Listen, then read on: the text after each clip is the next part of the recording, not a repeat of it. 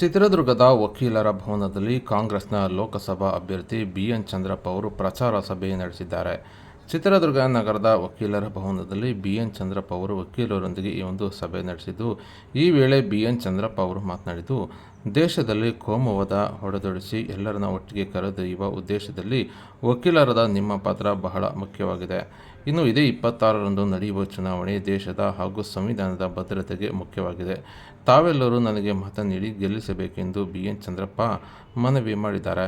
ಇನ್ನು ಈ ಸಂದರ್ಭದಲ್ಲಿ ಜಿಲ್ಲಾ ಕಾಂಗ್ರೆಸ್ ಅಧ್ಯಕ್ಷ ಎಂಕೆ ತಾಜ್ಪೀರ್ ಹಾಗೂ ಪಕ್ಷದ ಮುಖಂಡರು ಮತ್ತು ವಕೀಲರು ಹಾಜರಿದ್ದರು.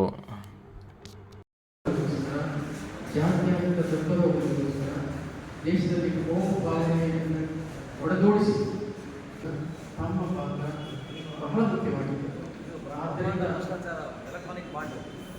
ಬಹಳಷ್ಟು ಇದೆ ಮಾತಾಡೋದಕ್ಕೆ, ಬಹಳಷ್ಟು ಇದೆ, ಗಂಟೆ ಅಷ್ಟಿದೆ. ಆದರೆ ಟೈಮು ಇಲ್ಲ. ಅಂದರೆ ನಿಮಗೆ ಹಳ್ಳಿಗಳಲ್ಲಿ ನೀವು ನಮಗೆ ಹೇಳೋದನ್ನು ಗೊತ್ತಿದ್ದೀರಿ.